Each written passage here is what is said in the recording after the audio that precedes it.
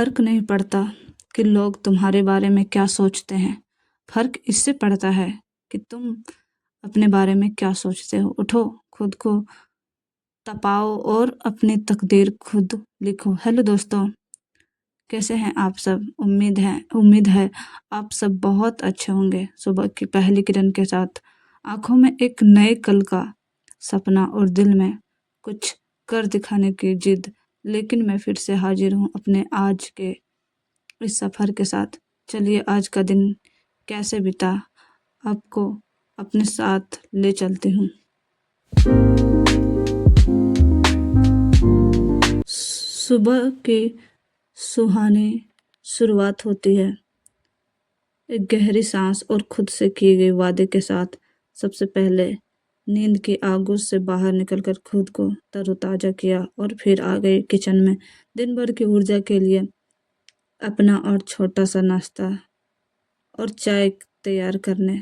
सुबह का यह वक्त बड़ा ही जादुई होता है। ऐसा लगता है मानो पूरी कायनात आपको आपके सपने के करीब पहुंचाने में जुटी है।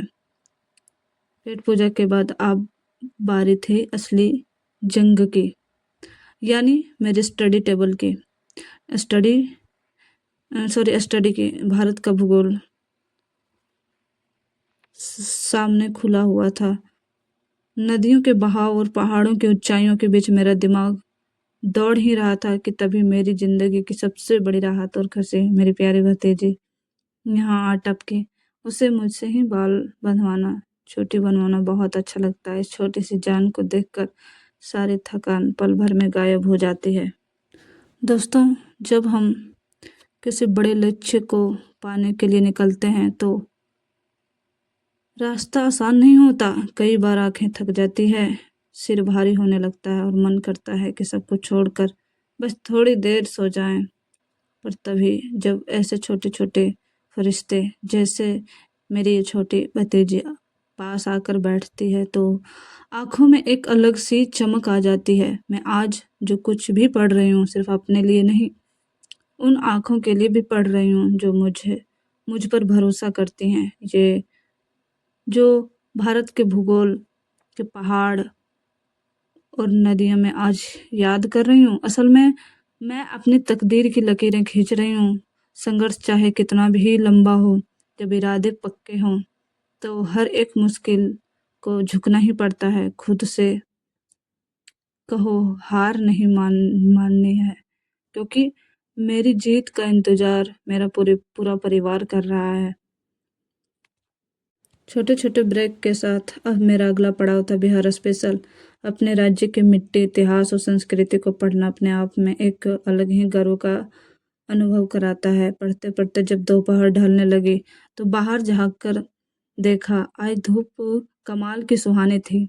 थोड़ी सी थकान महसूस हुई तो मैंने सोचा क्यों ना खुद को थोड़ा वक्त दिया जाए। एक छोटा सा पावर नैप लिया ताकि दिमाग फिर से तरोताजा हो जाए। लगभग 2 घंटे की लगातार जद्दोजहद और एकाग्रता के बाद मैं अपनी कुर्सी पर से उठी और खिड़की से बाहर झाँक कर देखा तो बाहर का नज़ारा वाकई रूह को छू लेने वाला था। ढलता सूरज और शाम की हल्की हवा कह रहे थे, मेहनत रंग ला रही है, बस थोड़ा और सब्र। सुस्ती को दूर भगाकर मैंने बिना एक पल गंवाए अपने करंट अफेयर्स की क्लासेस पूरी की, क्योंकि रोज की अपडेट ही सफलता की सीढ़ी बनती है। दोस्तों, मैं ये जो 2-2 घंटे का सिटिंग लगाती हूँ, ये सिर्फ पढ़ाई नहीं है, ये खुद को तराशने की प्रक्रिया है। जब पूरी दुनिया आराम कर रही होती है, तब जब हम अपने स्टडी लैंप की रोशनी में किताबें पलट रहे होते हैं, तब हमारा भविष्य लिखा जा रहा होता है। रास्ते में मुश्किलें आएंगी, कभी आंखें नींद से बंद होंगी, कभी लगेगा कि अब और नहीं हो पाएगा।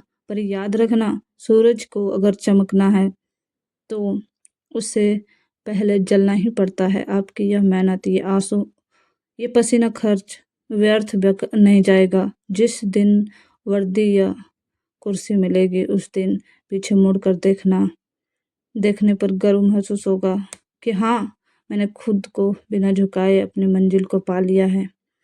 और फिर आ गई शाम की ढलती हुई चादर दिन भर में जितना भी पढ़ा था उन सब का एक बार तेजी से रिवीजन किया, क्योंकि पढ़ा हुआ तब तक अधूरा है जब तक उसे दोहराया ना जाए।